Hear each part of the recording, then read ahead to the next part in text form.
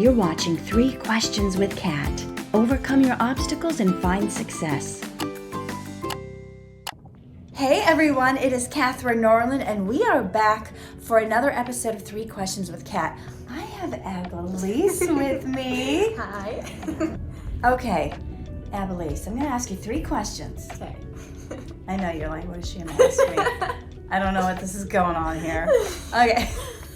The first question is, what stops people from having success? I think what stops people from being successful the most is probably their own self-doubt. Self-doubt. You want to expand on that? I think we just get in our head a lot of times, and when you assume that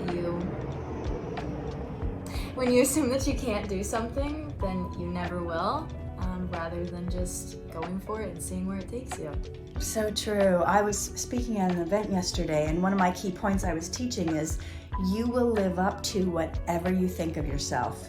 So that self-doubt, that's going to kill you more than your skills, your talent, or lack of talent or abilities. If you think you can't, well, you're right. Yeah. So how does one overcome obstacles? If you've got obstacles standing in the way, how do you overcome them to even achieve success? Especially if you're doubting everything. I think just perseverance, mainly. I think just going for it. I mean, it sounds simple and it's not, but the best thing you can do is just go for it. Trial and error, fail, and then keep trying new things. What's the saying? It's like if you keep doing the same thing over and over again and expect the same result. The definition of insanity. Yeah, and so just going for it and trying new things.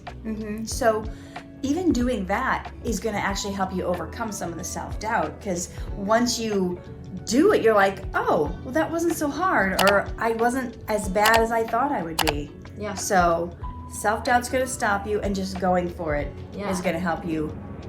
Final question is, what do you wish you would have known 5 years ago? Oh, 5 years ago. Or even just like in the last couple of years, you're like, oh, I wish I would have known this sooner. This would really help me in my life. Oh, okay. I mean, there's a lot. Yeah, I feel like the first thing on the top of my head probably would just be to put myself out there more, and just to know that it's okay if certain relationships don't work out. Yes. And to not stop myself from meeting new people just because I think that it won't work out, because you never know where one person will lead you to. Because meeting one person and one failed relationship might open the door for another great one that will last longer. That is so true. I think so many people need to hear that. Because when you have a failed relationship, you just assume, well, what's the point? Everyone's going to be like the next person. This is just going to be a disappointment. Every guy's a jerk. They only want one thing. Or whatever your thing is that you're saying, you can start to see everybody through the same lens of the person who hurt you. Yeah. But not everybody's like that. Yeah, and I mean it more so even just like beyond romantic relationships, like friendships, family, like literally any relationship. Putting yourself out there for that and knowing that if it fails, that it was meant to be for that point in time. Right, and it doesn't necessarily mean anything about you, because relationships, maybe you've heard the saying, sometimes they're there for a season, sometimes they're there for a reason, sometimes they're there for a lifetime. So we can't assume everybody that we're friends with is going to be friends for life. Some people come in your life and go, and it doesn't necessarily mean anything against you or any judgment. It's just the way it is right now. Yeah. So, Abbilyse, how can people find you if they want to look you up?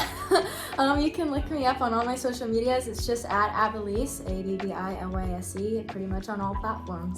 All right. Thank you. Thanks, Catherine. We'll see you again for another episode of 3 Questions with Kat. Bye. Bye.